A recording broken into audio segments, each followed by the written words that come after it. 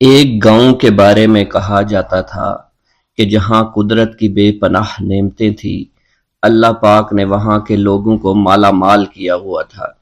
ایسی نعمتیں کہ جن نعمتوں کو دیکھ کر انسان اکثر مغرور ہو جایا کرتے ہیں، مگر وہاں پر کچھ مسلمان تھے، اور سب سے بڑی اور بری بات یہ تھی کہ وہاں کے تمام لوگ کافر تھے۔ وہ کفار اپنی دولت پر بہت فخر کیا کرتے تھے، کیونکہ ان میں ہر ایک انسان بہت دولت مند تھا۔ ہر ایک کے پاس بے بہا پیسے تھے، کسی کو پیسوں کی کمی نہیں تھی۔ وہاں کے سردار کی ایک اکلوتی بیٹی تھی جس کو سردار بے پناہ پیار کرتا تھا۔ اس سردار کی بیٹی بے پناہ مغرور، ظالم، گھمنڈی تھی۔ وہاں پر غریب لوگ صرف مسلمان ہی تھے، تمام کافر ایک دوسرے کی مدد کیا کرتے تھے، لیکن مسلمانوں کی مدد کرنے والا وہاں پر کوئی نہ تھا۔ وہاں پر انہیں کوئی دیکھنے والا نہ تھا۔ سردار کی بیٹی کو کالے جادو میں خوب مہارت حاصل تھی، اور وہ جادو کی وجہ سے وہاں پر رہنے والے غریبوں پر بہت ظلم کیا کرتی تھی۔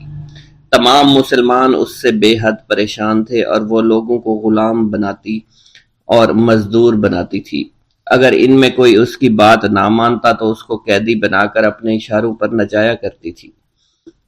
اس بستی میں چونکہ اکا دکا مسلمان تھے جن کا کوئی پرسان حال نہیں تھا، کوئی بھی ان کو بچانے والا نہیں تھا۔ جب وہ سردار کی بیٹی کے ظلم حد سے بڑھ گئے تو مسلمانوں میں سے ایک بوڑھے شخص نے اللہ کے حضور گڑ گڑا کر دعائیں کی، اے اللہ، ہمارے چند نسلیں جو یہاں پر بچی ہوئی ہیں، ان نسلوں کو تو بچا لے۔ یہ سردار کی بیٹی جس نے ہمارا جینا دشوار کر رکھا ہے، یہاں کوئی بھی انسان ہمارا حال نہیں پوچھتا، اور نہ ہی ہمارے پاس مال و دولت ہے، اور نہ ہی ہمارے پاس جسمانی طاقت بچی ہے۔ یا اللہ، ہمارے لیے کوئی ایسا بندہ بھیج جو نہ صرف طاقتور ہو بلکہ اس جادوگرنی یعنی سردار کی بیٹی کو بھی ہرا سکے۔ اللہ رب العزت نے اس بوڑھے کی دعا کو قبول فرمایا، اور یوں اس جگہ پر ایک اللہ والے کو بھیج دیا۔ اور وہ اللہ والے ایسے ہی بستی میں داخل نہیں ہوئے، بلکہ ایک دن کچھ عجیب واقعہ ہوا۔ ان کافروں کا سردار جنگل میں سیر سپاٹے کرتے ہوئے نکلا تھا۔ بڑی شان سے چلتا ہوا وہ سفر کر رہا تھا۔ اچانک ایک زہریلا سانپ اس کے سامنے آیا۔ اس زہریلے سانپ نے بادشاہ کو ڈس لیا، اور وہ بے ہوش ہو کر زمین پر گر پڑا اور تڑپنے لگا۔ اس کے جو ساتھی تھے انہوں نے جب اپنے سردار کو یوں تڑپتا ہوا دیکھا اور سردار کی غیر حالت دیکھی تو کہ جسے ایک زہریلے سانپ نے کاٹ لیا ہے، تو وہ فوراً اسے اٹھا کر گھر لے آئے تاکہ اسے بچانے کے لیے کچھ کیا جا سکے۔ اس لڑکی نے اپنے باپ کی جب یہ حالت دیکھی تو اپنے آس پاس کے بڑے بڑے حکیموں کو بلایا، لیکن عجیب بات یہ تھی کہ لاکھ کوشش کے باوجود زہر نکالنے میں سارے ناکام ہو رہے تھے، اور زہر تیزی کے ساتھ اس کے جسم میں پھیلتا چلا جا رہا تھا۔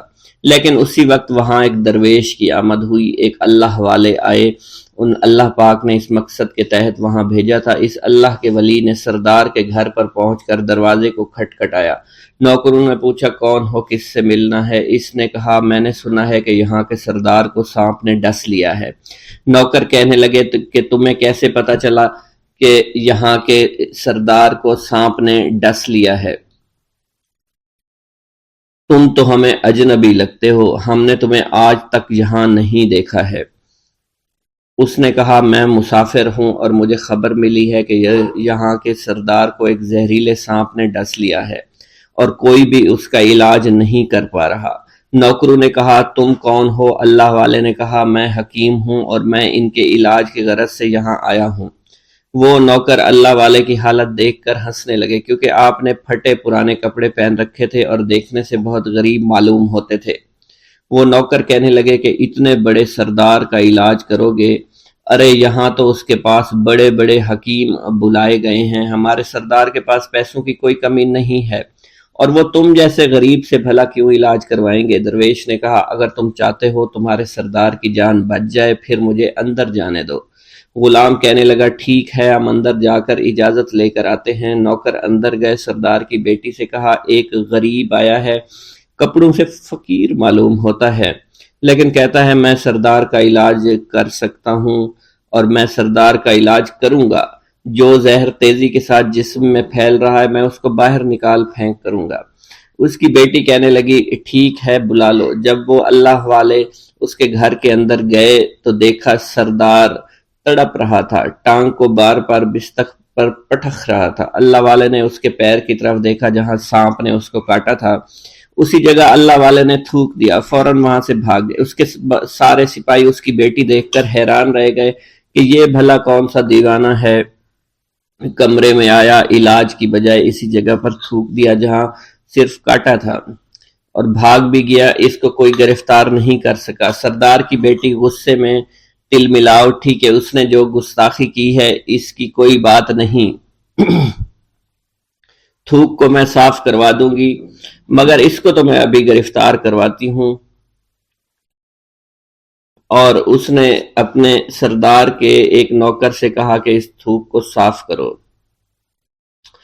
اس نوکر نے تھوک کو صاف کرنے کی بجائے اس کو اچھی طرح سے ٹانگ پر مل دیا۔ لڑکی نے کہا کیا کر رہے ہو؟ اس فقیر نے میرے باپ کی ٹانگ پر تھوک دیا، اب اس تھوک کو تم مل رہے ہو؟ حکیم نے اپنے ہاتھ کے اشارے سے سردار کے بیٹے کو روک دیا۔ جیسے اس تھوک کو سردار کی ٹانگ پر ملا گیا، فوراً سارا زہر ختم ہو گیا۔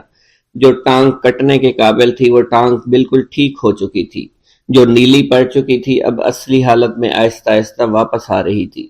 اور جب وہ قبیلے کا سردار بالکل ٹھیک ہو گیا، ہوش میں آ گیا تو حیران رہ گیا۔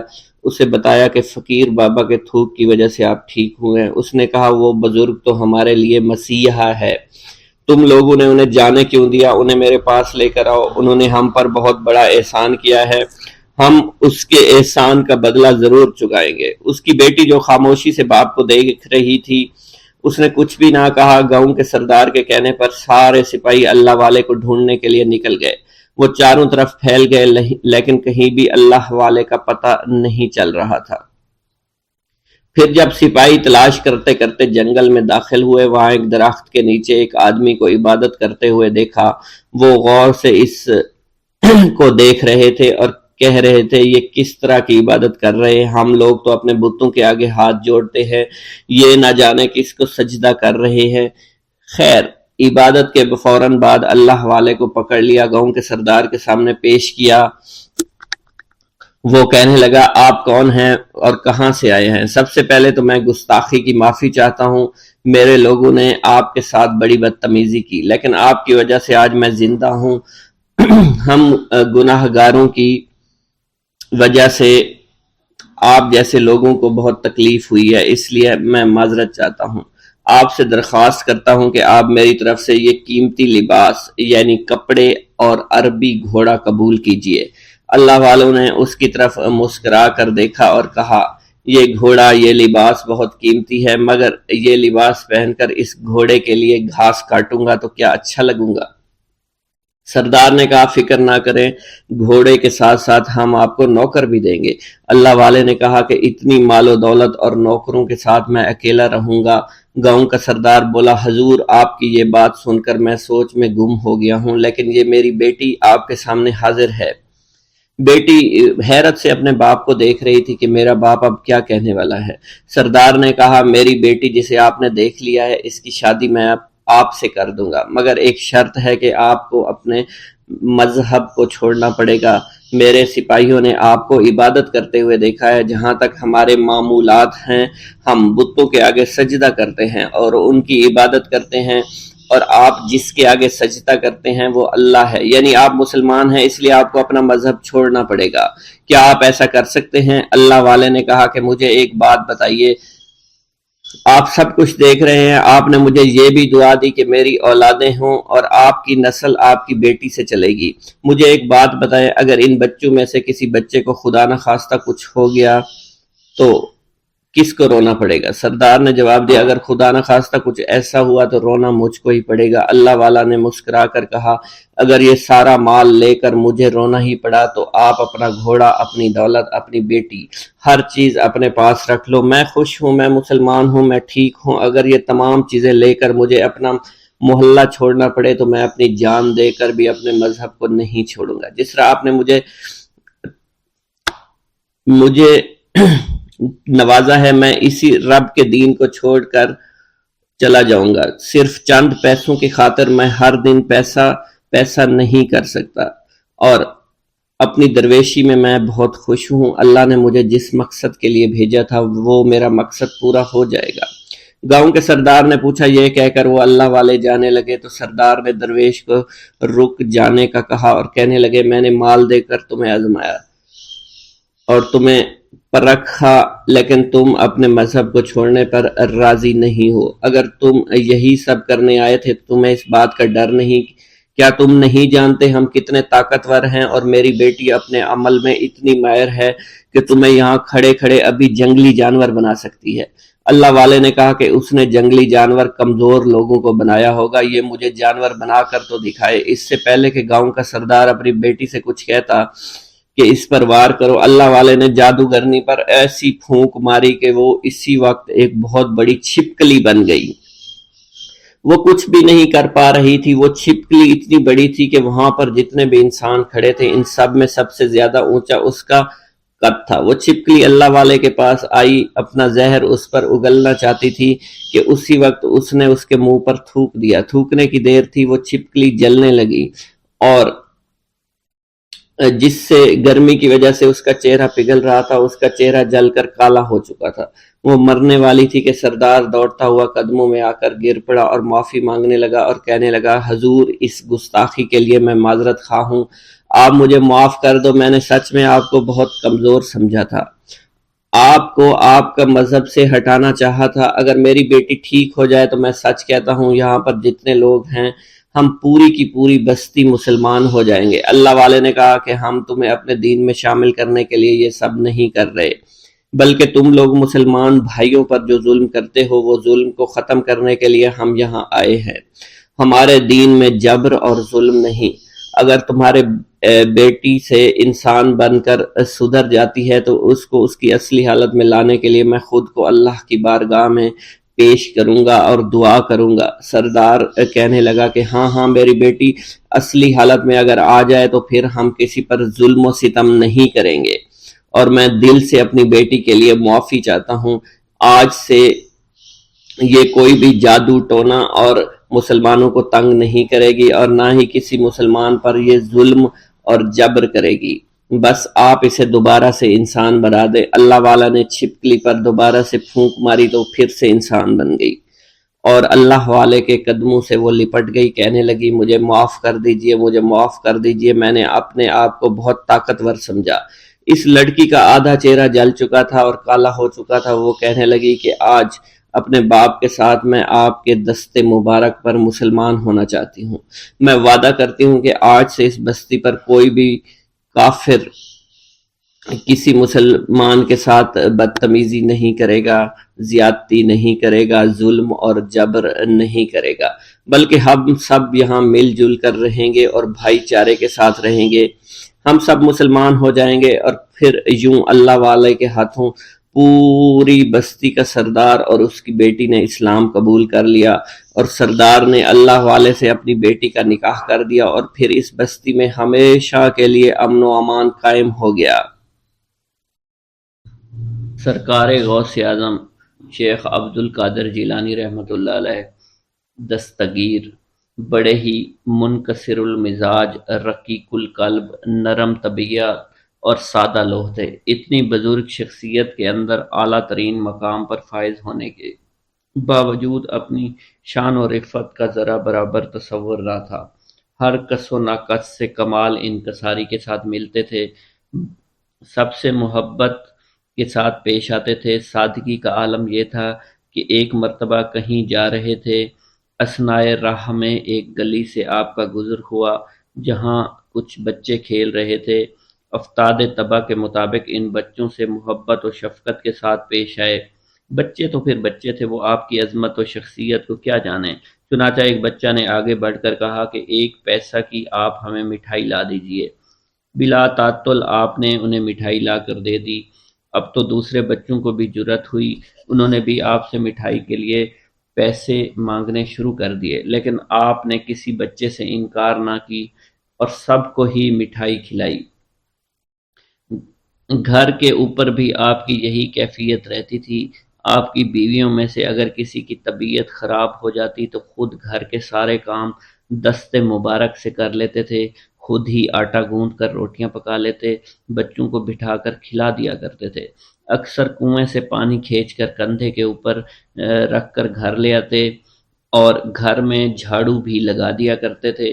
غرضے کے کسی کام سے آپ کو آر نہیں تھی۔ آپ کی یہ طرز زندگی کچھ گھر تک ہی محدود نہ تھی، بلکہ جہاں کہیں بھی آپ تشریف لے جاتے یا حالت سفر میں ہوا کرتے تھے اور کسی منزل میں پہنچ کر قیام فرماتے تو وہاں کے اوپر بھی آپ کا یہی انداز ہوا کرتا تھا، یعنی اپنا تمام کام اپنے ہاتھوں سے ہی کیا کرتے تھے، آٹا گوندتے، روٹیاں پکاتے، دوسروں کو کھلاتے۔ سفر کی حالت میں اس قسم کے کاموں سے جب آپ مشغول ہو جاتے تو خدام کرام اور ان مشغولات سے آپ کو علیحدہ رکھنے کے لیے ہزاروں جتن کیا کرتے تھے، تاکہ خدام کی کوششیں اور تدابیر اس وقت بیکار ثابت ہو جاتی جب آپ یہ فرما دیتے تھے کہ میں بھی تم جیسا ایک انسان ہوں، تم روٹیاں پکاتے ہو تو میں کیوں نہ پکاؤں۔ سرکار دو جہاں صلی اللہ علیہ وسلم اور مقدس صحابہ کرام رضوان اللہ تعالی علیہم اجمعین کا بھی یہی طرز عمل تھا۔ پیغمبر اسلام مدینہ طیبہ میں ہوتے تو اپنا کام خود کیا کرتے تھے، سفر میں ہوتے تو تقسیم کار خود فرمایا کرتے تھے، صحابہ کرام کی طرح کوئی نہ کوئی کام اپنے ذمے بھی لے لیا کرتے تھے۔ جب اتنی عظیم شخصیت کے مالک ہوتے ہوئے اللہ کے رسول اور لائق کے صد احترام صحابہ ان کاموں کو اپنے ہاتھوں سے کیا کرتے تھے تو میری کیا مجال ہے کہ میں اعتراض کروں اور دوسروں کے کام اپنے سر نہ لوں۔ دور حاضر کے مقتدر رہنما، مقدس پیشوا اور صاحب ثروت حضرت غور فرمائیں، کیا وہ بھی خدام و ملازمین کے ہوتے ہوئے گھر کے کام کرنا خود پسند فرماتے ہیں؟ اگر اپنی عملی زندگی میں پسند کرتے ہیں تو ان کے لیے نعمت لازم کی بشارت ہے۔ یقیناً پروردگار عالم ان کی انکساری، عاجزی اور فروتنی اور سادگی کو پسند فرمایا کرتے تھے۔ اس غرور و تکبر اور دوسروں کو اپنے سے کم تر سمجھنے اور دوسروں سے اچھا برتاؤ کرنے کو عذاب بھگتنے کے لیے تیار رہنا چاہیے۔ ایک نہ ایک دن دنیا میں بھی یہ بلا ذلت اور رسوائی کا سبب بنے گی اور آخرت میں بھی دردناک انجام کا باعث بنے گی۔ سرکار غوث اعظم رحمۃ اللہ علیہ خدا کی راہ میں بہت زیادہ خرچ کیا کرتے تھے۔ آپ کامل مطیع اور فرما بردار تھے، اپنی زندگی خدائے بزرگ و برتر اور ان کے نبی کریم صلی اللہ علیہ وسلم کے بتائے ہوئے اصولوں کے مطابق ہی زندگی گزارا کرتے تھے، اس لیے وعدہ و قول کی پابندی کیا کرتے تھے، ایفائے عہد کو نبھایا کرتے تھے، جب کہ کسی سے آپ وعدہ فرماتے تو اسے ضرور پورا کیا کرتے تھے اور عہد و پیما کی پوری پابندی کیا کرتے تھے۔ ایک مرتبہ آپ کی خدمت مبارک میں آپ کا ایک عقیدت مند تاجر سفر تجارت پر روانہ ہونا لگا، جسے قبل حاضر ہوا اور دعا و برکت کی التجا کی پیش کی، جسے آپ نے فرمایا جاؤ خیریت کے ساتھ رہو گے اور سلامتی کے ساتھ واپس آؤ گے۔ خوش عقیدہ تاجر یہ پیغام سن کر اطمینان کے ساتھ روانہ ہو گیا، لیکن بعد کو الہام کے ذریعے آپ پر یہ آشکار ہوا کہ اس سفر کے دوران اس کے لیے مکمل تباہی مقتدر ہو چکی ہے۔ آپ کو بڑی تشویش لاحق ہوئی کہ آپ نے تو اس سفر میں اس کو رہائی کا پیغام دیا تھا کہ وہ سلامتی کے ساتھ جائے گا اور سلامتی کے ساتھ آئے گا، چنانچہ خدائے بزرگ و برتر کی بارگاہ میں آپ نے دعائیں کی، التجائیں کی اور 60 مرتبہ انتہائی عاجزی اور انکساری کے ساتھ اس شخص کی عافیت و سلامتی کے لیے آپ نے اللہ تعالیٰ سے دعا کی۔ مالک بے نیاز نے کرم فرمایا اور اس کے اوپر جو مصیبتیں آنے والی تھیں اس اندوناک کیفیت سے اس کے خواب میں پہنچ گئیں اور وہ آپ کی دعا سے بفضل الہی واپس آ گیا۔ ایک مرتبہ کا ذکر ہے کہ آپ مجلس میں تشریف فرماتے ایک شخص نے کہا کہ آپ یہیں تشریف رکھیں، انتظار فرمائیں، میں ابھی آتا ہوں۔ اتنا کہہ کر وہ چلا گیا، آپ نے انکار نہیں فرمایا۔ اور رضامندی ظاہر فرمائی اس جگہ پر موجود رہے۔ چونکہ آپ نے اس سے وعدہ کر لیا تھا کہ میں اس جگہ موجود رہوں گا، اس لیے آپ ایک دن، ایک ہفتہ، ایک مہینہ نہیں بلکہ ایک سال تک اس مقام پر موجود رہے اور کسی دوسری جگہ تشریف نہ لے گئے۔ یہ عین سرکار دو عالم صلی اللہ علیہ وسلم کی سنت کریمہ تھی۔ پیغمبر اسلام صلی اللہ علیہ وسلم کو بھی اپنے تجارتی سلسلہ میں اس قسم کے واقعات سے متعدد بار سابقہ پڑا ہے۔ روایت کی شہادت یہ ہے کہ ایک مرتبہ تو 3 دن تک مسلسل آپ ایک ہی جگہ پر حضرت شیخ عبد القادر جیلانی رحمۃ اللہ علیہ فرماتے ہیں کہ ایک دفعہ بغداد میں قحط پڑا، جس کی وجہ سے مجھے نہایت تنگ دستی اور مصائب کا سامنا کرنا پڑا۔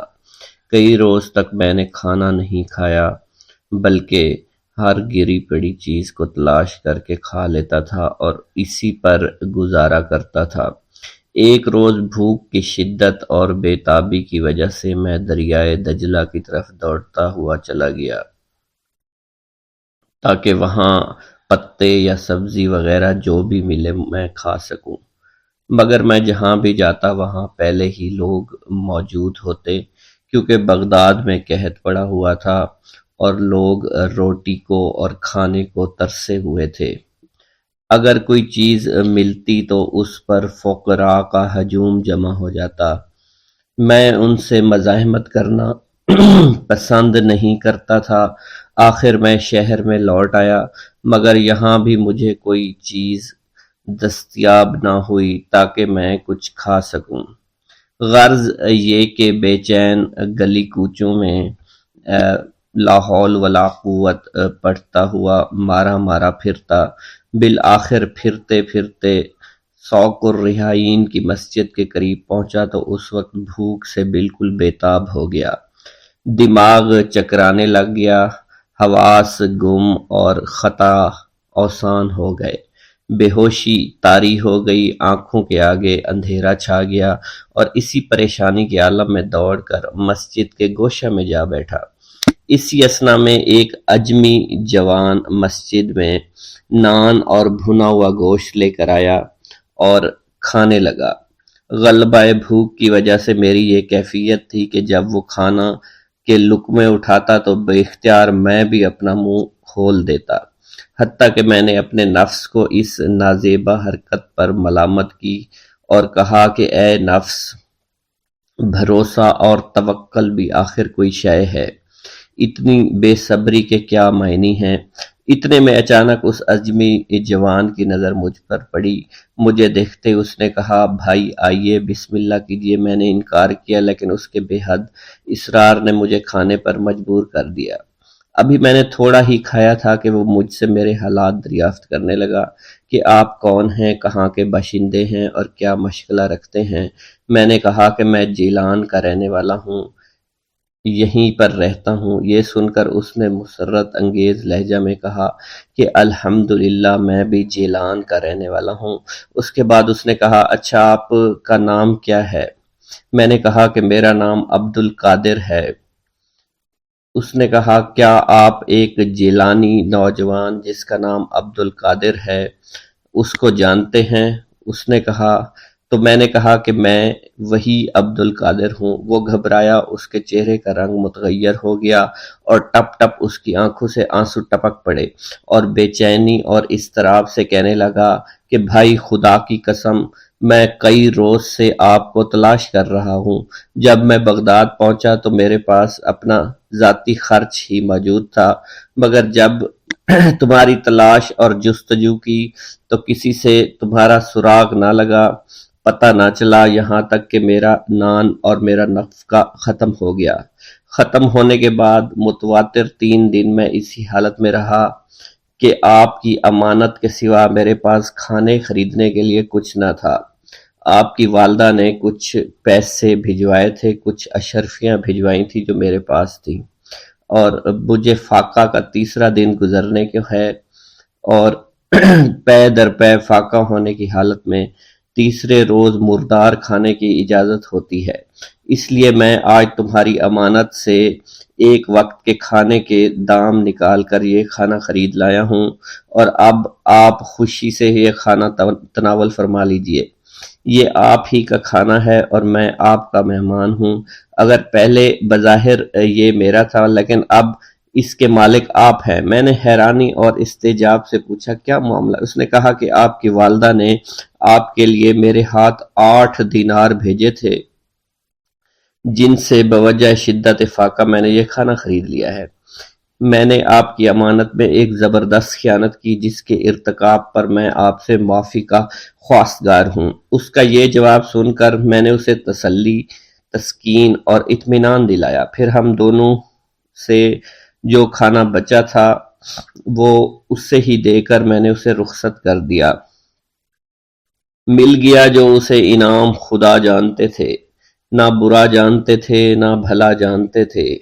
حاجتیں لے کے کسی در پہ گئے تو نہ کہو، نہ زمیں بوس کی عادت تھی نہ تسلیم کی خو۔ اسی طرح شیخ ابو محمد عبداللہ جبائی کا بیان ہے کہ مجھ سے حضرت شیخ عبدالقادر جیلانی رحمۃ اللہ علیہ نے فرمایا کہ ایک دن میں ایک صحرا میں ایک جگہ بیٹھا فقہ کا سبق یاد کر رہا تھا اور افلاس و غربت، فاقہ، تنگ دستی کے ہاتھ سے نالا تھا کہ غیبی نے آواز دی کہ اے عبدالقادر، جاقوت لاموت کے لیے قرض لے لے تاکہ تحصیل علوم میں تجھے دقت پیش نہ آئے۔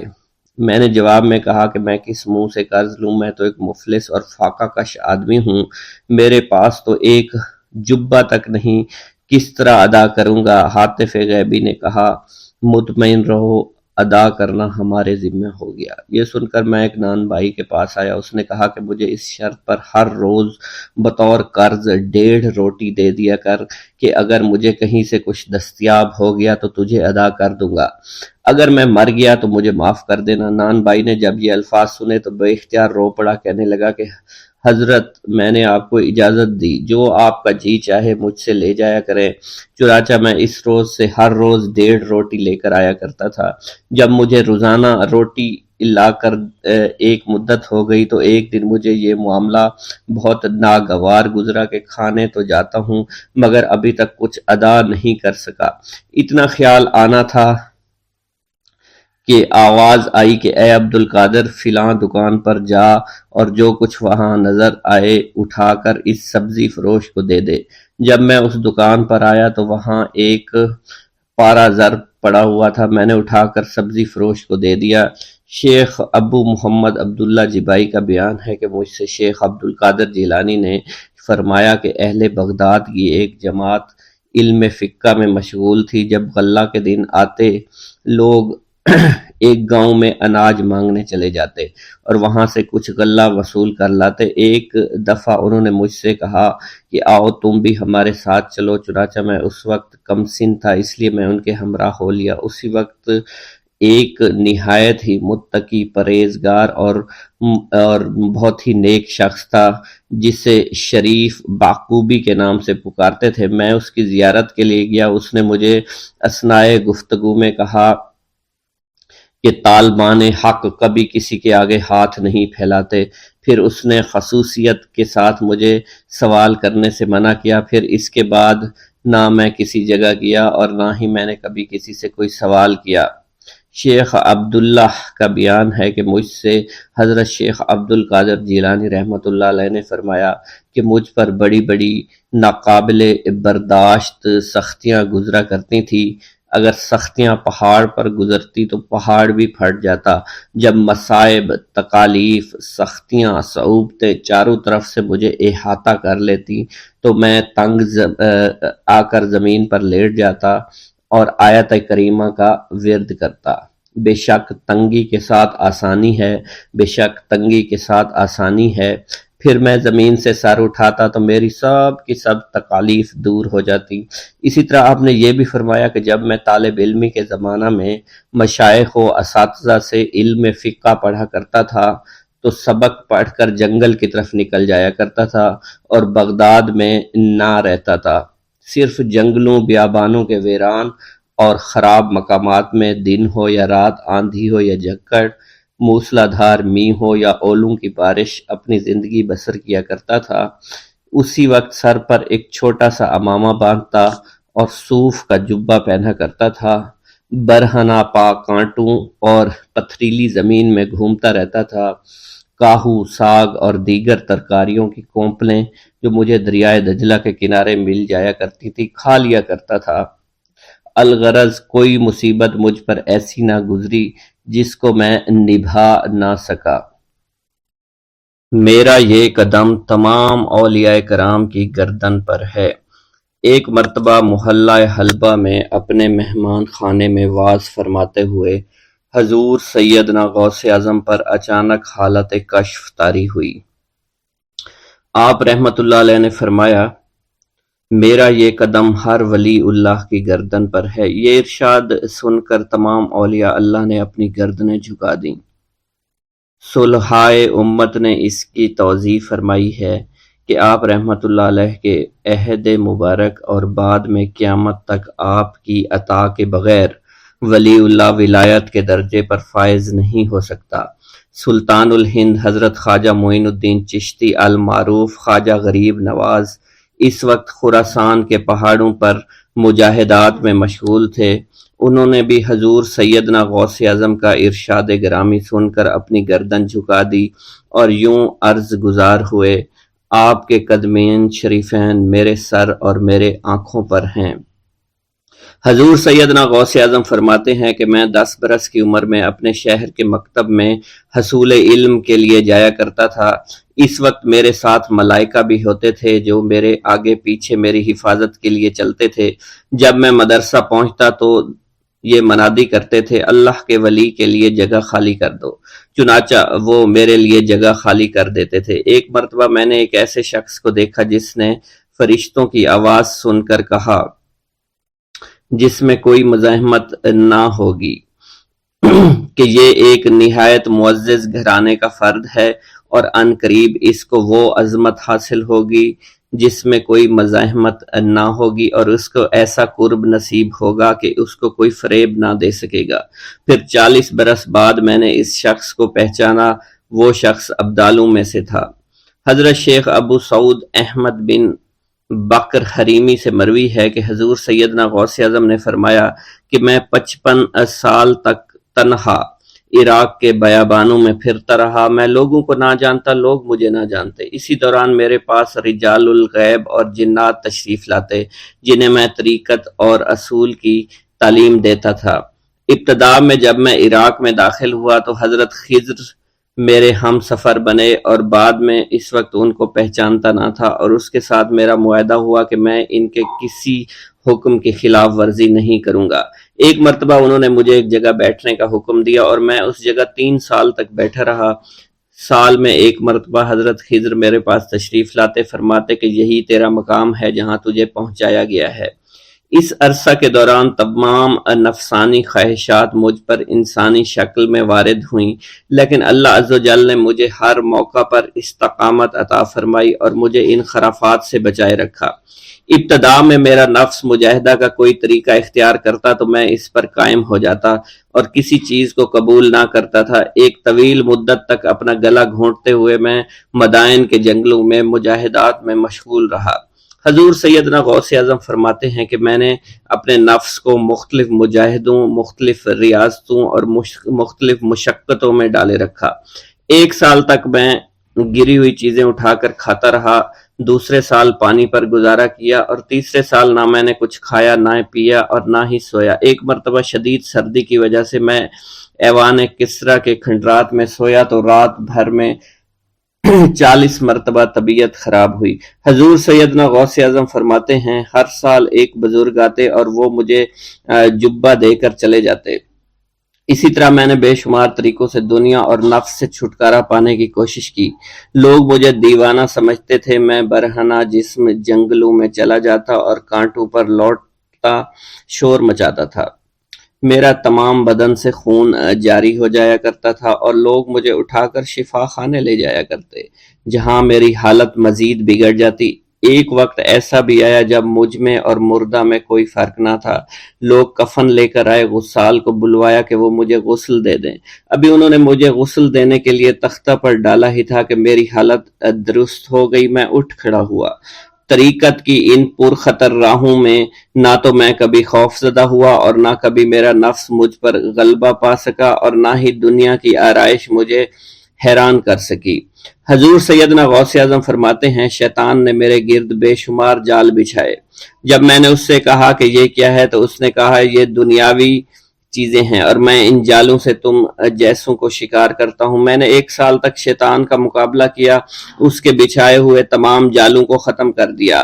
اس کے بعد میرے سینے کو کھول دیا گیا اور مجھ پر بے شمار خلائق ظاہر ہوئے۔ حضور سیدنا غوث اعظم فرماتے ہیں، میں نے دریافت کیا کہ یہ علائق کیسے ہیں؟ جواب ملا کہ یہ خلق کے اسباب ہیں جو تم سے ملے ہوئے ہیں۔ میں سال بھر ان کی جانب متوجہ رہا، یہاں تک کہ وہ مجھ سے جدا ہو گئے۔ جب مجھ پر میرا باطن ظاہر کیا گیا تو میں نے اپنے قلب کو بہت سے علائق سے ملوث پایا۔ میں نے دریافت کیا کہ یہ علائق کیا ہیں؟ جواب ملا یہ تمہارے ارادے، تمہارے اختیارات ہیں۔ چنانچہ 1 سال تک ان کی جانب متوجہ رہا کہ وہ مجھ سے دور ہو گئے۔ میرا قلب ان تمام غلاظتوں سے نجات پا گیا۔ پھر مجھ پر میرے نفس کو ظاہر کیا گیا، میں نے اس کا مشاہدہ کیا، مجھے معلوم ہوا اس کے ساتھ کچھ امراض اور بھی ہیں اور نفس کی خواہشات زندہ ہیں، نفس کا شیطان سرکش ہے۔ چنانچہ میں نے سال بھر پھر توجہ دلائی اور میرے نفس کے تمام امراض سرے سے ہی ختم ہو گئے اور اس کے شیطان نے کلمہ پڑھ لیا اور پھر میرے تمام امور اللہ کے لیے ہو گئے اور میں اپنی ہستی سے باہر نکل آیا۔ حضور سیدنا غوث اعظم فرماتے ہیں، پھر میں توکل کے دروازے پر آیا تاکہ میرا مقصد پورا ہو، لیکن جب میں نے توکل کے دروازے پر پہنچا تو بے شمار لوگ موجود تھے۔ میں اس ہجوم کو چیرتا ہوا آگے بڑھا اور شکر کے دروازے پر پہنچ گیا۔ یہاں پر بھی لوگوں کا جمع غفیر موجود تھا، اسے بھی چیرتا ہوا آگے بڑھا اور مشاہدہ کے دروازے پر پہنچ گیا اور یہاں پر موجود ہجوم کو چیرتا ہوا اندر داخل ہوا، حتیٰ کہ سب سے آخر میں مجھے فقر کے دروازے پر لایا گیا۔ فقر کا دروازہ خالی تھا۔ جب اس دروازہ میں میں داخل ہوا تو دیکھا جن جن چیزوں کو میں نے ترک کیا تھا وہ سب یہاں موجود تھیں۔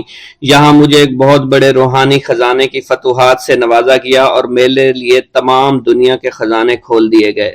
مجھے روحانی عزت، دائمی فنا اور خالص آزادی عطا فرمائی گئی۔ میری تمام چیزیں جو میری ہستی اور میری صفات سب معدوم ہو گئیں اور میری ہستی کی جگہ کسی اور نے لے لی۔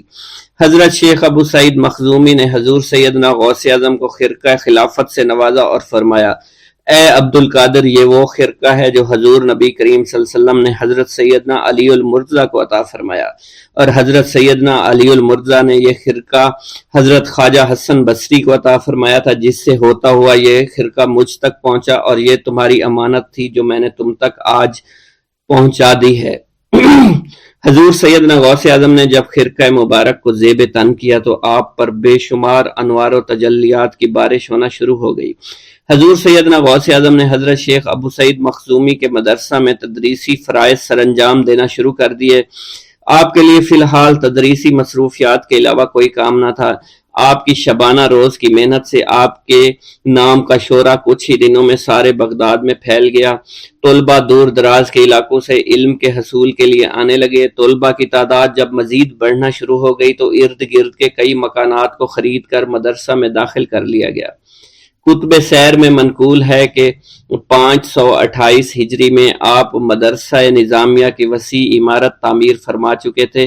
اس مدرسہ کی تعمیر میں آپ نے بحیثیت مزدور بھی حصہ لیا تھا۔ حضرت شیخ ابو الخشاب سے مروی ہے کہ میں جوانی میں جب علم نحو پڑھ رہا تھا تو لوگوں نے مجھے حضور سیدنا غوث اعظم کے پاس جانے کا مشورہ دیا، اور اس کی وجہ سے مجھے بھی اشتیاق ہوا کہ میں آپ کا واز سنوں۔ ایک مرتبہ کچھ لوگوں کے ہمراہ آپ کی مجلس میں دوستوں کے ہمراہ حاضر ہوا۔ آپ نے میری جانب توجہ کرتے ہوئے فرمایا، ہماری صحبت اختیار کر لو۔ چنانچہ میں نے آپ کے فرمان کے مطابق آپ کی صحبت کو اختیار کر لیا۔